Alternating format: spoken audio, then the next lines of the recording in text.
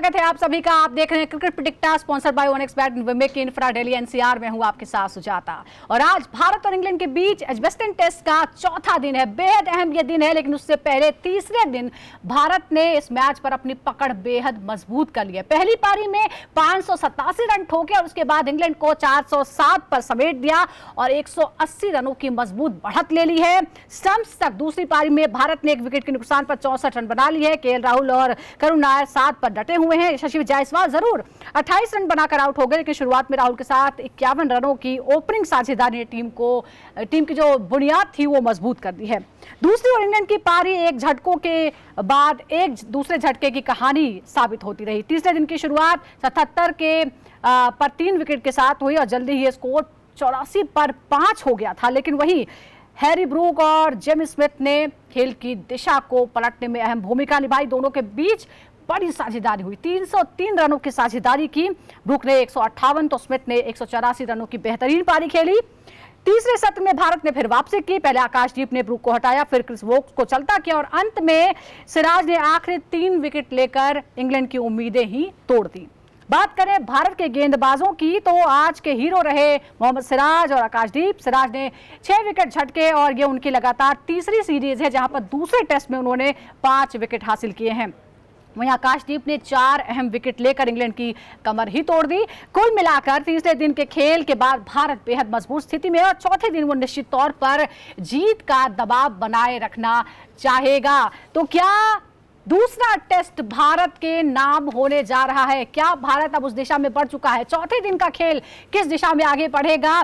क्या अब इंग्लैंड की वापसी की कोई उम्मीद है या फिर भारत अब जीत कर ही रुकेगा? इस पर हम चर्चा करते हैं। हमारे साथ 2 खास मेहमान जुड़ गए हैं। मेरे साथ हैं क्रिकेट स्कॉलर सुनील यश कालरा और सीनियर स्पोर्ट्स जर्नलिस्ट ताऊ रिजवी। सुनील, जो मोहम्मद सिराज ने किया है, डीएसपी सिराज ने ये बताया है कि छक्का सिर्फ बल्ले से नहीं लगता बल्कि कभी कभी बॉल से भी सिक्सर लगाया जा सकता है। 6 विकेट उन्होंने हासिल किए, जबरदस्त। और उन्होंने इंग्लैंड, ऑस्ट्रेलिया, दक्षिण अफ्रीका, वेस्ट इंडीज हर जगह 5 विकेट लेने का कारनामा किया है। और ये क्या ये दिखाता है कि वो अडेप्ट किस तरह से करते हैं अलग अलग परिस्थितियों में? क्या ये उसका संकेत है? हमने देखा पहले मैच में उन्होंने स्ट्रगल जरूर किया, लेकिन शायद अब वो उस एनवायरनमेंट में अपने आप को अडेप्ट कर चुके हैं और इसीलिए अपना बेस्ट दे पा रहे हैं। देखिए, मेरी बड़ी खुशकिस्मती है कि मैंने एटलीस्ट 2 दफा सिराज को 5 विकेट से ज्यादा लेते हुए देखा है। एक तो सेंचुरियन टेस्ट था 2 साल पहले, 1.5 साल पहले, जहां पे उनका नाम रखा गया था मियां मैजिक। हाँ। उनकी एक खास बात है जो विराट कोहली को पता था कि उसको फायर अप करना बड़ा ज्यादा जरूरी था।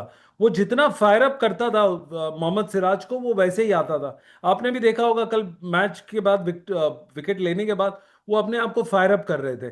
ये कला रवि शास्त्री और विराट कोहली के अंदर थी, जो उसको चाबी लगा लगा के फायर अप करते थे। और वो अंडर प्रेशर, आपको पता होगा पहला टेस्ट मैच उनका कितना गंदा रहा, बिलो एवरेज। तो I think it's a sign of comeback for him. और जिस तरह से इन्होंने हिंदुस्तानी फास्ट बॉलर्स ने 20 रन पे 5 विकेटें ली है, इसका कहना ही बहुत, मतलब कुछ कह ही नहीं सकते इसके बारे में। इतना बेहतरीन परफॉर्मेंस दिया है कल। बिल्कुल बेहतरीन परफॉर्मेंस। और ताउस, आपको बहुत शिकायतें थी हमारे बॉलर से पिछले मुकाबले में लीड्स में, और हमने देखा दे फेल्ड मिजरेबली। बट अब जिस तरह से 3 टेस्ट सीरीज के लगातार दूसरे मैच में 5 विकेट हासिल किए हैं मोहम्मद सिराज ने, क्या आपको लगता है कि ये उनकी समझ है कि वो किस तरह से रीड करते हैं एनवायरनमेंट को? थोड़ा टाइम जरूर लग जाता है बट वो वापसी करते हैं। क्या दिखाता है ये उनके सिराज की अडेप्टेबिलिटी को, उनकी प्रतिभा के बारे में? नहीं नहीं, अडेप्टेबिलिटी मैं बिल्कुल भी नहीं समझता हूँ। देखिए, थोड़ा हार्श हूँ मैं, थोड़ा डिसअपॉइंटेड हूँ क्योंकि आपने एक बड़ा पार्टनरशिप दे दी है, तो थोड़ा मैं क्रिटिक रहूंगा यहाँ पर। 6 विकेट ठीक है लिया उन्होंने, फायर्ड अप करके लिया ऑब्वियसली। बट यार, ये फास्ट बॉलर है, इनको दिमाग लगाना चाहिए। अब विकेट्स आ भी रही हैं मगर कैसे भी आ रही हैं, बाहर भी आ रही है, अच्छी जाफाज से भी आई हैं।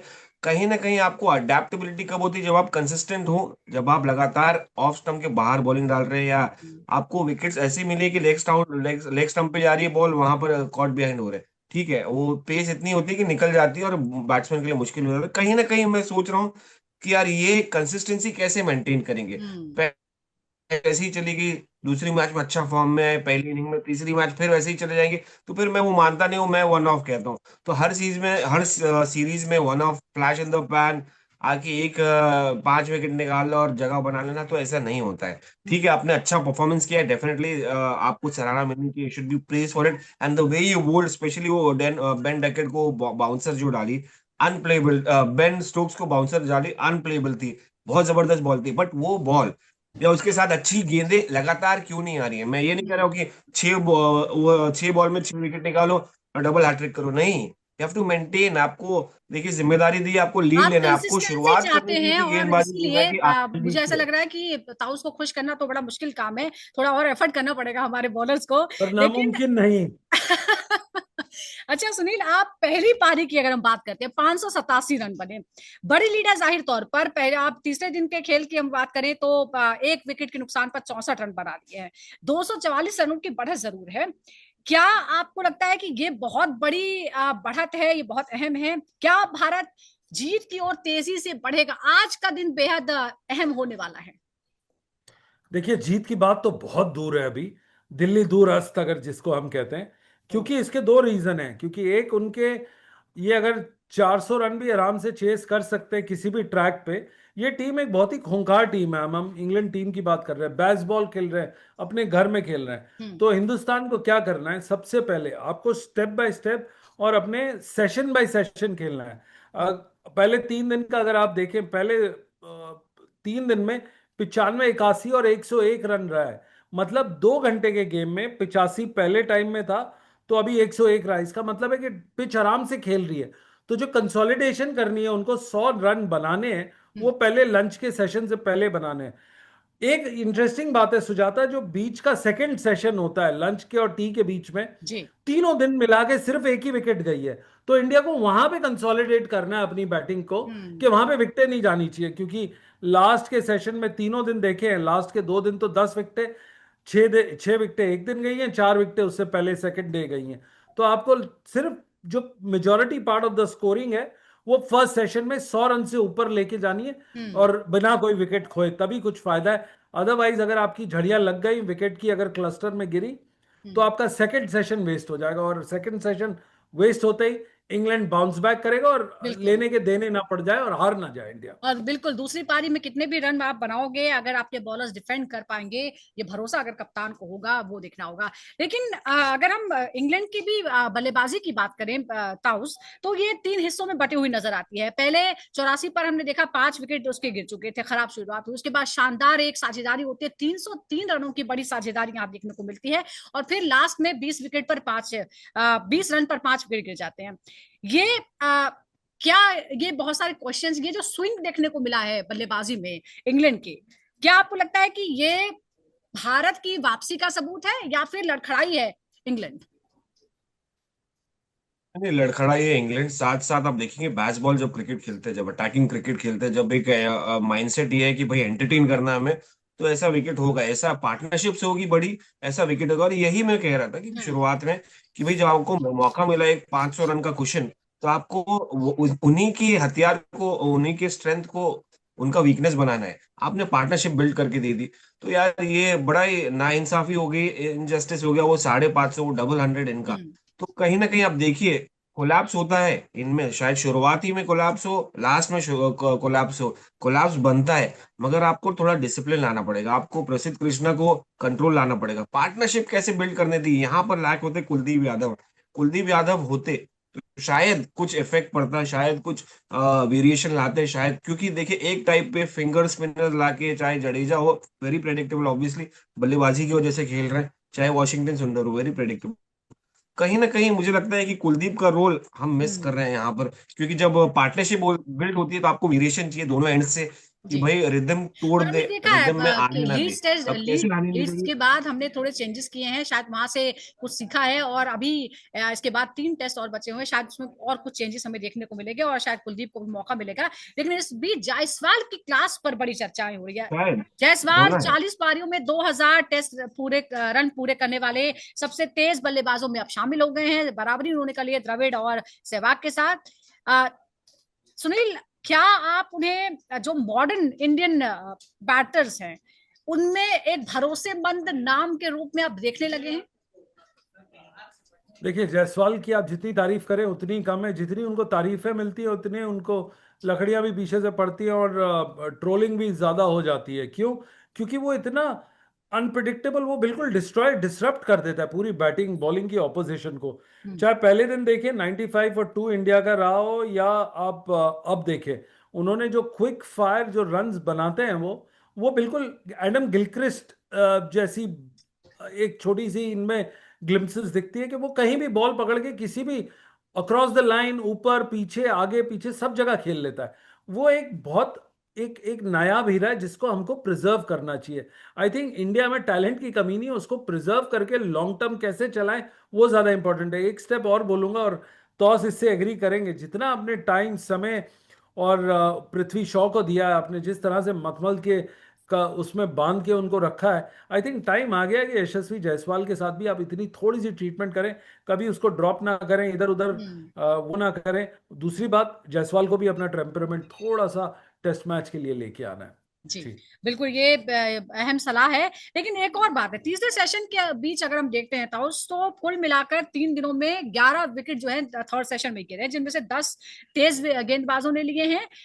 क्या ये थकावट है, या रोशनी का असर है, या स्कोरबोर्ड का प्रेशर है? भारत की रणनीति है, या निर्णायक समय पर तेज गेंदबाजों ने जो हमला किया है? क्या रीजन क्या मानते हैं आप इसका?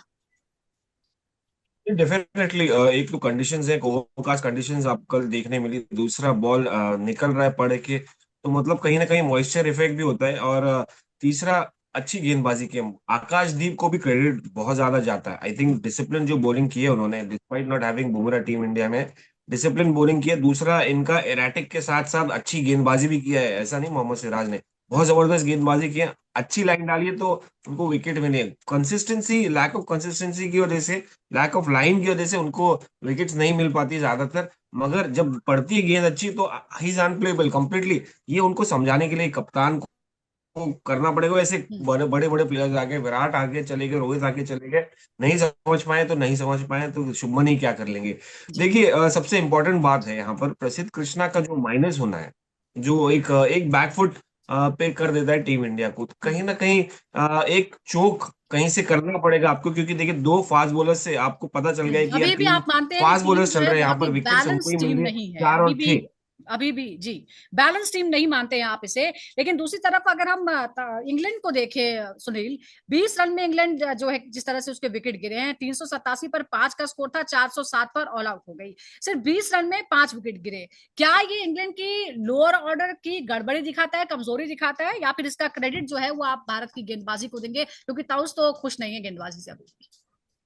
देखिए, ताउस का नाराज होना बिल्कुल जायज है, क्योंकि क्रिकेट के अंदर आपके बॉलर्स भी उसी लेवल के होने चाहिए जिस लेवल के आपकी बैटिंग हुई है। पर अगर आपका ये 5 रन के ऊपर जो आप अंदाजा बताते हैं, पहले टेस्ट मैच में मैं इंडिया के लास्ट के 6 और 7 विकेट कभी बिल्कुल, 40 रन पे गिरे, कभी 30 रन पे गिरे, तो बिल्कुल। वो क्लस्टर कोलैप्स भी है।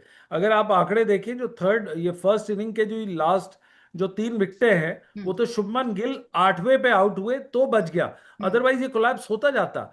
सो कमिंग बैक, एक एक मतलब ये राम मिलाए जोड़ी है कि आप देखो, अगर इंडिया क्लस्टर कोलैप्स कर रहा है तो इंग्लैंड भी कर रहा है। बट हम्म, एक इंपॉर्टेंट बात बड़ी आपने अच्छी पूछी थी इससे पिछले सवाल की, जरा सा उस पर ध्यान देते हैं कि रोज अगर आप देखो, स्पिनर्स की लैक ऑफ क्वालिटी है, इसलिए आपको विकेट्स नहीं मिल रही है, और आपके पास दोनों तरफ से लूले लंगड़े स्पिनर्स हैं। इसलिए कहूंगा क्योंकि पहले दिन 20 ओवर स्पिनर्स ने डाले, दूसरे दिन इंडिया ने 32 और तीसरे दिन 29। तो देखो, एक टाइम ऐसा था कि 50-50 over between Jadeja and Ashwin करते थे, और उस टाइम पे वो किसी भी टीम की विनिंग उसको नीचे ले आते थे। तो जब से आपके पास दूसरा स्पिनर नहीं है, एक स्पिनर खिलाने का कोई फायदा नहीं होता। वॉशिंगटन सुंदर बैटर है जो कभी कभी स्पिन कर लेते हैं, जडेजा को चाहिए एक गुड फिंगर स्पिनर जो उसको ऊपर बढ़ाए गेम। अल्टीमेटली इंडिया के पास सिर्फ वेट करना है कि कैसे इंग्लैंड आउट हो, और जी, अपनी बॉलिंग दमखम से नहीं है कि उनको कैसे आउट किया जा सके। हम्म। फर्क है दोनों बातों में। अच्छा, एक और बात है यहाँ ताउस, टेस्ट में अगर हम देखें विराट कोहली की कप्तानी के दौरान भारत ने सिर्फ एक बार 250 की साझेदारी की, लेकिन उसके बाद 64 टेस्ट में ये आंकड़ा 7 बार देखने को मिला है। क्या ये बदलाव का संकेत है खेलने के तरीके में या फील्ड सेटिंग में या गेंदबाजी में थोड़ी ढिलाई आई है? नहीं देखिए, अगर आप बैटिंग की बात करिए तो देखिए रन्स तो आ रहे हैं, क्योंकि विकेट्स जो है थोड़ा इजी दे दिए, थोड़ा फ्लैट दे दिया, और इस पे काफी बहस हो रही है, चाहे सोशल मीडिया पे हो या कहीं पर भी हो। ऑब्वियस अगर ये नहीं देंगे तो 2 दिन में 3 दिन में मैच खत्म हो जाएगा, which is still not feasible when it comes to test cricket, क्योंकि ब्रॉडकास्टर्स भी चाहते हैं कि यार 4-5 दिन मैच चले, एड्स आते रहे। मगर इंपॉर्टेंट बात ये है कि भाई आपको जो मेंटेन आपने शुरुआत में किए है, जो 250 बनाया था, अब हर इनिंग में तो नहीं बनेगा 250, तो कहीं ना कहीं आपको एक कलेक्टिव एफर्ट डालना पड़ेगा। और विराट के टाइम या द्रविड़ के टाइम आप देखते थे कि बहुत लो स्कोर्स हो रहे हैं, ज्यादा बड़ा नहीं आ रहा, 500 नहीं टच कर पा रहे, जो अभी सरप्राइजिंग है अभी, which is not, it shouldn't be, because अपना क्लास भी ऊपर है, बल्लेबाजी विकेट भी है। बट कहीं ना कहीं हमें लगता है कि कॉम्प्लीमेंट करने के लिए दोनों को, बल्लेबाजी को बॉलिंग को कॉम्प्लीमेंट करना है, और बॉलर्स को बल्लेबाजी को सपोर्ट देना है। कहीं ना कहीं अगर दोनों एक साथ चलेंगे तो हम्म। हमारी निशानियां ये हैं कि भाई हम आगे जाके जीत सकते हैं, मैच लेवल कर सकते हैं सीरीज को, क्योंकि अगर आपने रन लीक कर दिया हम्म। टोटल होने के बाद तो फिर फायदा ही नहीं। तो ओवरऑल आप देखेंगे चेंजेस बहुत आए हैं, क्रिकेट में चेंजेस बहुत जी, आए हैं, ये मेंटली चेंजेस बहुत आए हैं, चेंजेस आए क्योंकि हैं, कुछ बैचबॉल पॉजिटिव क्रिकेट भी भी हैं खेल और रहे हैं, शायद आपने कुछ देखा है। नेगेटिव भी हैं। लेकिन एक और है, एक चेंज और हुआ है तो सुनील, अगर हम यहाँ देखते हैं, क्योंकि भारत को स्पिनर्स के लिए जाना जाता था, लेकिन अब हम ये देख रहे हैं कि 242.3 ओवर जो हैं, करीब 75% जो ओवर्स हैं वो तेज गेंदबाजों ने डाले हैं, जबकि स्पिनर्स ने सिर्फ 79 ओवर्स डाले हैं, विच इज 25%। क्या ये स्विंग और सीम के तरफ इशारा करता है कि अब ज्यादा भारत को वो पसंद आ रहा है और भारत अपनी प्रायोरिटी बदल रहा है, तेज गेंदबाजी पर डिपेंडेंसी बढ़ती जा रही है कि भारत की अब? देखिए, जब रवि शास्त्री वापस आए थे कोच बन के हिंदुस्तान के, उन्होंने एक चीज बोली थी भरत अरुण को के, और वो उनकी किताब में भी लिखा गया है हम्म। कि आपको 20 विकेट निकालने हैं, और 20 विकेट आपको इंडिया में नहीं, बाहर भी लगाने हैं। हम्म। तो इसी तरीके से आपके पास शमी आए, बुमराह आए, यादव आए, आपके पास भुवनेश्वर कुमार आए, वरुण आर्यन आए, ये सारे आके उनका काम ही था तेज डालें और आउट करें। समवेयर इन बिटवीन आप, एक बहुत बड़ा मुद्दा है कि आपके पास finger spinner, off spinner, Bhajji के बाद कोई नहीं आया जो बॉल को टॉस करे। मैं स्पिनर वो बोलता हूं जो टॉस करे, जो फ्लैट ट्रिजेक्टरी पे हम्म। ना डाले। इसी हिसाब से अगर आप देखेंगे 25 ओवर इसलिए है, दोनों टीम ने 3 इनिंग्स हो गई हैं, और दो दो मतलब एक एक इनिंग्स के बाद दोनों ने 25% बॉलिंग की, क्योंकि उनके पास वो स्पिनर नहीं है जो लूप दे। ये वर्ड डिक्शनरी से खत्म हो जाता जा रहा है, लूप से आउट करना। तो मेरे ख्याल से ये लैक ऑफ टैलेंट है कि आपके पास 25% है, और आपके पास फास्ट बॉलर्स भी ऐसे नहीं है जो मुंह तोड़ जवाब करके आपको हम्म। कहीं भी मैच जितवाए। एक टाइम था जरूर हम्म। रवि शास्त्री और विराट की को हमारे दोनों की दोनों ही गेस्ट जो हैं वो बहुत ही हार्श आज नजर आ रहे हैं, खासतौर पर इंडियन बॉलर्स के लिए। और अभी एक और फिर से एक बार हमें स्पिन बॉलर की ही बात करनी होगी। स्पिन गेंदबाजों ने 79 ओवर में सिर्फ 4 विकेट लिए हैं, जबकि तेज गेंदबाजों ने 242 ओवर्स में 20 विकेट चटकाए। स्पिन की ज्यादा सफलता सिर्फ दूसरे दिन के तीसरे सत्र में ही देखने को मिली है। क्या ये जी। पिच के नेचर को दिखा रहा है, या फिर बात फिर वही आ जाती है कि भारत की तेज गेंदबाजी जो है वो थोड़ी सी मजबूत है इन कंपैरिजन जो ट्रेडिशनली भारत जिसके लिए जाना जाता है अपने स्पिनर्स के लिए? और क्या हम प्रोड्यूस नहीं कर रहे हैं नए ऐसे स्ट्राइक बॉलर्स जो स्पिनर्स हैं और स्ट्राइक बॉलर्स हैं? ताउस? नहीं देखिए, आप इंग्लैंड में खेल रहे, तो आप एक्सपेक्ट नहीं करेंगे कि स्पिनर्स आके कुछ खास करें। ऑब्वियसली विकेट्स टर्न नहीं हो रही है, मगर कहीं ना कहीं आपने देखा है जो रूट और शोएब बशीर वॉज, इन दोनों ने डाली थी वॉशिंगटन सुंदर के सामने, जो बल्लेबाज, लेफ्ट हैंडर बल्लेबाज को बीट करके चली गई। तो देखिए, ऐसा नहीं है कि क्वालिटी फिंगर स्पिनर्स अगर टप्पे पर डाले, अच्छी डाले और टर्न मिले थोड़ा सा भी, he can be very dangerous. मगर आप इंग्लैंड की बात करें, इंग्लैंड जहां पर फास्ट बॉलर्स को असिस्ट होती है, जहां पर सिर्फ और सिर्फ फास्ट बॉलर ज्यादातर तो आपको आपको लग नजर रहा है कि आएंगे, पिच बॉल पिच स्विंग मदद करते हुए नहीं कर बॉल रही विकेट्स है, या निकालती है, आपको सिर्फ लैक ऑफ टैलेंट लग रहा है पास जैसा जाती सुनील है। मान रहे हैं? ताउस, ये पिच की वजह नहीं, से है या lack of talent? Kuldeep Yadav बैठे हुए हैं।